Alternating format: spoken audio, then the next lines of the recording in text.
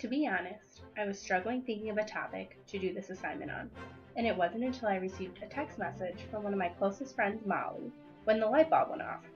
A quick background. My friend Molly and I met while I was working at Walt Disney World, and we exchanged Disney quotes every Monday morning to start off our weeks on a good note. This particular Monday, it was from the great Walt Disney himself. The way to get started is to quit talking and begin doing. Why didn't I think of it sooner? One of the things I love and treasure most is Disney. My love for Disney started at a young age and stems from my mom.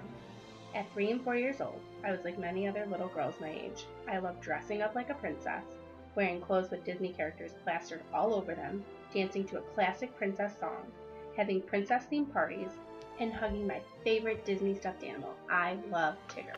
My first trip to Walt Disney World is where my love became more than just a stage. I saw the beauty of Cinderella's royal castle. I wore my first of many pairs of mini mirrors.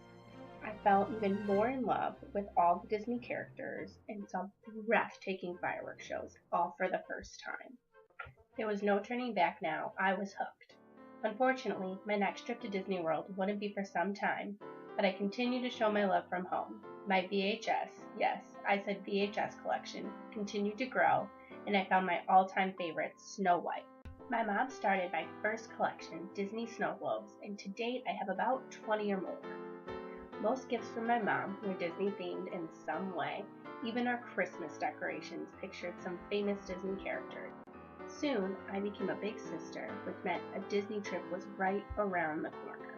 So I found myself back at my favorite place on earth, and I got to share it with my sister for the first time. We went on rides, saw every show, dined with some royal hostesses, and even met some pretty important people along the way. Our next trip followed not much after, this time during the Christmas season, which was incredible. However, note to the wise, while the parks are beautiful, the crowds are insane, but I promise it's more than worth it. The trips following this one start to blend together. We went one more time while I was in high school, and multiple times during my undergrad career. While many would think one would start to get bored of going to the same place over and over, that was far from the case. My love grew so much that I thought it was time for me to be a part of making the magic. While the norm is to get a job in one's field after undergrad, I got to live my dream as a fairy godmother in training at the Bibbidi Bobbidi Boutique, transforming little girls into princesses at Cinderella's castle.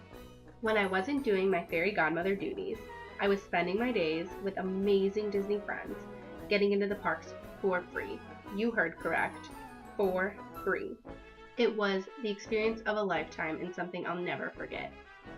Unfortunately, I journeyed back to the cold land of Chicago, but I continue to celebrate my Disney obsession. I watch Disney movies often, especially Snow White and Tangled. I most recently went back to Disney World to reunite with my friends for Mickey's Not So Scary Halloween party. I even have 2 trips planned, one to Disney World and one to Disneyland for my first time. Now that my Disney obsession is evident, I want to end my story with a Walt Disney quote. Laughter is timeless, imagination has no age, and dreams are forever.